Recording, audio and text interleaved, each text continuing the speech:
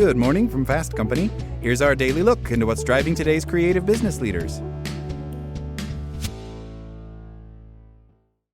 What if the key to being a better manager isn't found in a new productivity hack, a different feedback framework, or a time management app, but in understanding the 3-pound organ inside your head that runs the show, your brain?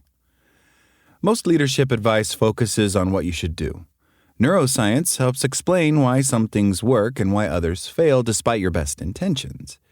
When you manage in ways that are aligned with how the brain naturally operates, you unlock better decision-making, motivation, creativity, and connection. Here are 5 ways neuroscience can help you manage smarter. Number 1, multitasking is a myth. Prioritization is your brain's superpower. The brain's prefrontal cortex handles focus, planning, and decision-making, but it's also highly energy-demanding and sensitive to overload.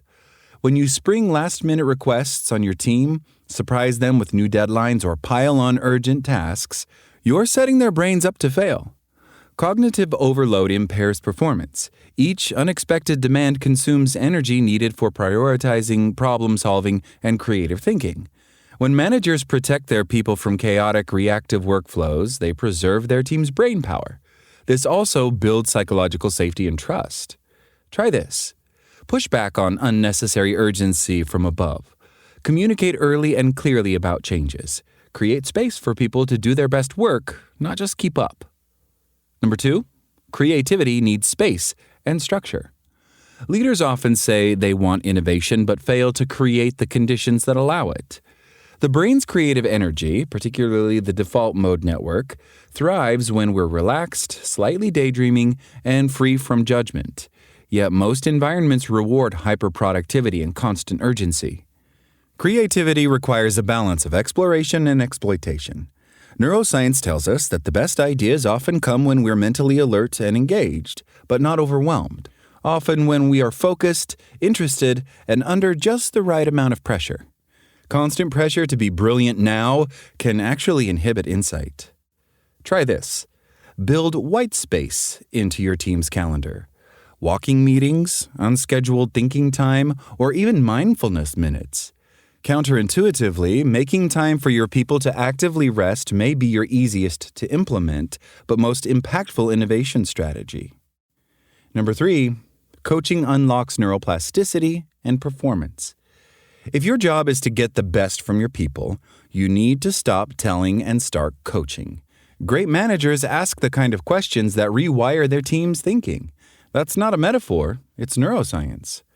Neuroplasticity is the brain's ability to change. When people reflect, reframe, or develop insight, they're literally rewiring their neural pathways. Effective coaching conversations tap into this, activating networks for learning, motivation, and problem solving. And coaching at the identity level, helping people explore not just what they do, but who they are, creates deep, lasting change. Try this. Next time someone brings you a problem, don't solve it. Ask, what have you already tried? Or what would great look like here?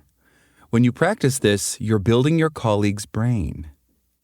Number 4, motivation lives in the brain's reward system. Motivation isn't magic, and it's not about free pizza or ping pong tables. It's about how well leaders understand the brain's reward circuits. Dopamine, the chemical of motivation, spikes when people feel progress, connection, or purpose. In many workplace environments, overuse of rankings, performance comparisons, or conditional bonuses can reduce intrinsic motivation over time. When these tools create pressure or fear of failure, they risk disengagement rather than drive. Try this. Recognize effort, not just outcomes. Connect tasks to meaningful goals. Give your team autonomy in how they reach targets. These all activate the reward networks and sustain engagement over time. Number 5, a high-performing neural environment isn't soft. It's smart. One of the most misunderstood drivers of high performance is psychological safety. This isn't about being nice. It's about creating the neural conditions for people to think clearly, speak up, and take risks.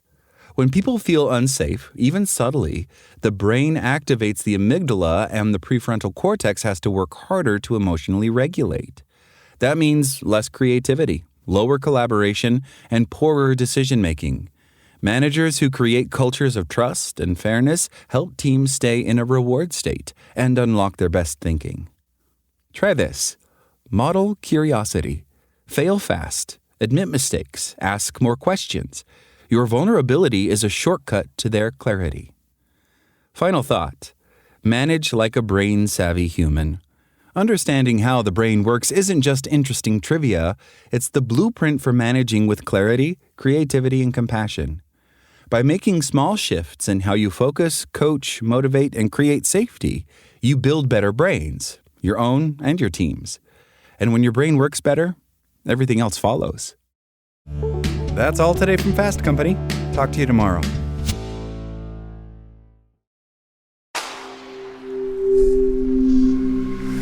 Spoken Layer.